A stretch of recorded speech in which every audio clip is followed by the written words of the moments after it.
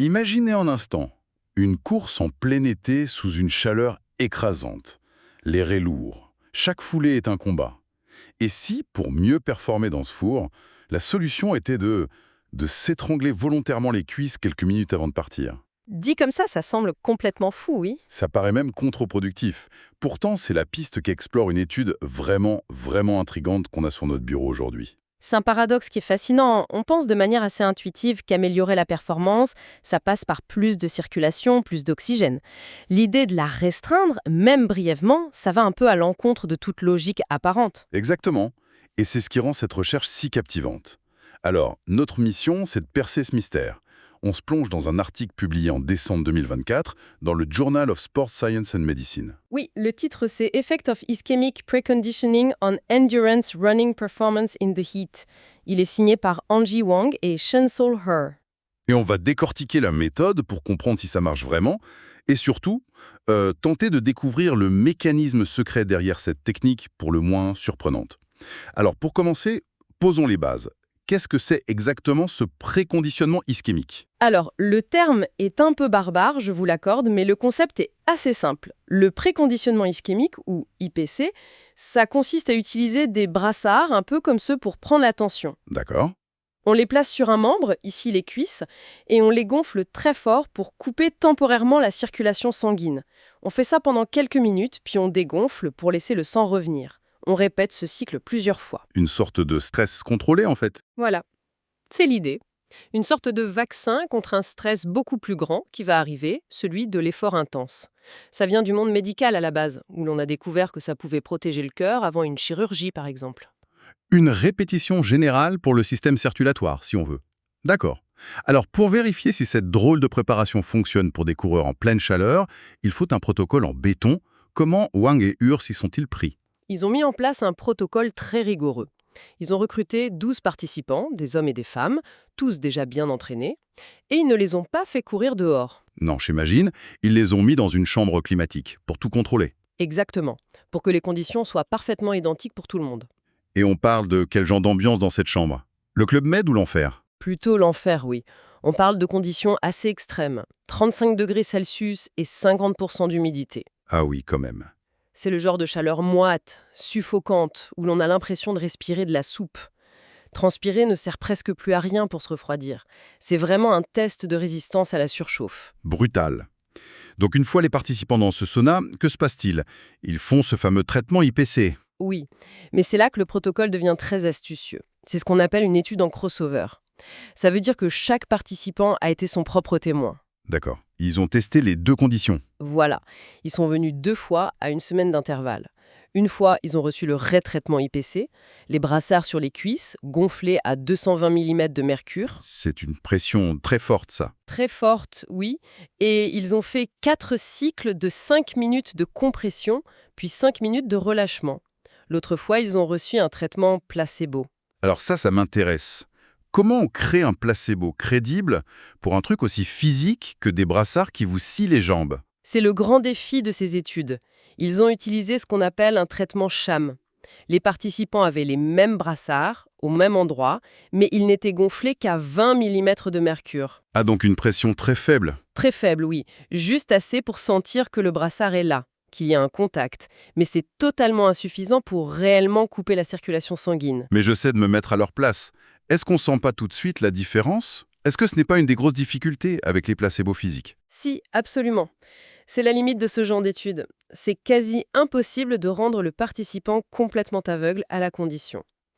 Mais en gardant une légère pression, on s'assure que la sensation n'est pas rien contre quelque chose, mais plutôt un peu contre beaucoup. Ça minimise le biais psychologique. On espère en tout cas. On ne peut jamais l'éliminer complètement, et les chercheurs en sont bien conscients, mais c'est la meilleure méthode dont on dispose. D'accord, c'est bon à savoir.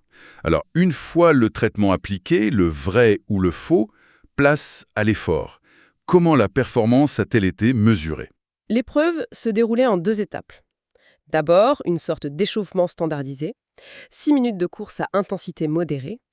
Ensuite, après une pause très courte, venait le vrai test. Le test jusqu'à l'épuisement. Exactement, une course à haute intensité maintenue jusqu'à l'épuisement total. C'est la durée de cette deuxième course qui est la mesure clé de la performance. Combien de temps ils tiennent avant de craquer? Et alors, le verdict, est-ce que cette préparation un peu bizarre a payé? Et comment? Le résultat est vraiment marquant. En moyenne, le préconditionnement ischémique a amélioré le temps jusqu'à l'épuisement de 6,9%. 6,9%. Oui. Et en chiffres concrets, les participants ont tenu en moyenne 416 secondes après le vrai traitement IPC, contre seulement 389 secondes après le placebo. Attends, ça fait une différence de 27 secondes. 27 secondes? Ça me paraît énorme sur une course qui dure en tout à peine 6 ou 7 minutes. C'est une marge considérable. Pour mettre ça en perspective, aux Jeux Olympiques, l'écart entre l'or et la 4e place sur 1500 mètres, c'est souvent moins d'une seconde. Donc là, gagner 27 secondes, c'est passer d'anonyme à héros. C'est un autre monde. C'est une amélioration de performance très, très significative, bien au-delà de la variabilité normale d'un jour à l'autre. Ça montre clairement que le traitement a un effet physiologique puissant. Mais j'imagine que ce n'est pas si simple. Non. Et c'est là que la science devient nuancée. Cet effet n'a pas été le même pour tout le monde. Ah, voilà où ça devient croustillant. Ce n'était pas une solution miracle universelle. Pas tout à fait. Sur les 12 participants, 8 ont vu leur performance s'améliorer de manière très nette. On les appelle les répondants. Mais 4 autres n'ont montré aucune amélioration, voire une légère baisse. Et est-ce qu'on sait pourquoi? Alors, l'étude relève un détail qui, sans être une conclusion, est une piste intrigante. Sur ces 4 non-répondants, 3 étaient des femmes. Ah, c'est frustrant et fascinant à la fois. On a une technique qui semble marcher, mais pas pour tout le monde. Et cette piste sur les différences hommes-femmes. C'est ça. Évidemment, avec si peu de participantes, on ne peut rien en conclure de définitif. Bien sûr. L'échantillon total ne comptait que 4 femmes, donc ce serait une erreur statistique majeure de tirer une conclusion. Mais ça soulève une question importante. Ça nous rappelle que les réponses physiologiques sont complexes, individuelles. Et que la science du sport a longtemps été construite sur des modèles masculins. Exactement. C'est donc une piste qui mérite absolument d'être creusée dans des études futures avec des groupes plus larges et plus équilibrés. Absolument. Alors, passons au cœur d'Avetter, au pourquoi. On a une amélioration de presque 7%. Comment c'est possible? Instinctivement, je me dis que tout ça, ça doit être lié à l'oxygène. C'est logique, oui. On stresse les muscles, on leur coupe le sang, on les force à s'adapter pour devenir plus efficaces, pour mieux utiliser l'oxygène après. C'est ça que les chercheurs ont observé. Eh bien, c'est là que l'étude devient vraiment surprenante et qu'elle bouscule les idées reçues. La réponse est non. Ah non? Non, c'était l'hypothèse la plus logique, et ils l'ont testée, bien sûr. Ils ont utilisé des capteurs pour mesurer en direct la saturation en oxygène dans les muscles des cuisses pendant l'effort. C'est un paramètre qu'on appelle la SMO2, et le résultat est sans appel. Aucune différence significative entre la condition IPC et la condition placebo. Attendez, ça, c'est quand même fou. Toute la logique voudrait que ça se passe dans les muscles. Si on me dit qu'on me coupe la circulation dans les jambes pour me rendre meilleur, je pense immédiatement à mes quadriceps. Si ce n'est pas ça, alors où est-ce que les chercheurs ont regardé? Leur piste s'est éloignée des muscles pour se concentrer sur le système central, sur le moteur et le système de refroidissement du corps, si on veut. D'accord. Le premier mécanisme clé qu'ils ont identifié concerne la fonction cardiaque. Pendant l'effort intense et surtout au moment critique, juste avant l'épuisement, ils ont observé que les participants sous IPC avaient un volume d'éjection systolique plus élevé. Le volume d'éjection systolique. C'est la quantité de sang que le cœur envoie à chaque battement. Donc, si je comprends bien, leur cœur ne battait pas forcément plus vite, mais chaque battement était plus efficace. Plus puissant. C'est exactement ça. Pensez à un moteur de voiture. L'IPC, c'est un peu comme si on avait fait une petite reprogrammation de l'ordinateur de bord. À bas régime, en conduite normale, notre exercice modéré, on ne sent aucune différence. Ok. Mais dès qu'on appuie sur l'accélérateur et qu'on pousse le moteur dans les tours, notre effort jusqu'à l'épuisement, c'est là que le gain se révèle. Le cœur envoie un plus gros volume de sang oxygéné à tout l'organisme à chaque contraction, juste au moment où il en a le plus besoin. Le débit cardiaque global était lui aussi plus élevé. La pompe était tout simplement plus performante. D'accord, donc le cœur devient une meilleure pompe, c'est déjà une pièce énorme du puzzle. Mais courir dans la chaleur, comme on l'a dit au début, c'est aussi une bataille constante contre la surchauffe. Est-ce que l'IPC aide aussi sur ce front-là? C'est le deuxième mécanisme majeur et peut-être le plus inattendu. La réponse est oui. Les chercheurs se sont penchés sur la thermorégulation et ils ont découvert quelque chose de fascinant. Quoi donc? La température corporelle centrale des participants a moins augmenté après le traitement IPC. La différence à la fin de l'effort était en moyenne de 0,16 degrés Celsius. 0,16 degrés, ça peut sembler minuscule. Ça semble minuscule, mais quand on flirte avec la surchauffe, chaque dixième de degré compte énormément et peut repousser le moment où le cerveau dit stop, on arrête tout. Mais comment c'est possible? Le traitement est sur les jambes. Comment ça peut influencer la température de tout le corps? L'explication se trouve dans la peau. La peau, c'est notre radiateur principal. Pour évacuer la chaleur, le corps envoie du sang chaud vers la surface de la peau, et là, la chaleur peut se dissiper dans l'air. Les chercheurs ont mesuré ce qu'on appelle la conductance vasculaire cutanée. En gros, la capacité des vaisseaux de la peau à s'ouvrir. C'est ça, pour laisser passer le sang. Et ils ont vu qu'elle était plus élevée après l'IPC. Donc, si je fais une autre analogie, c'est comme si on avait installé un radiateur plus grand sur notre moteur. Le système de refroidissement devient plus efficace. C'est une excellente analogie.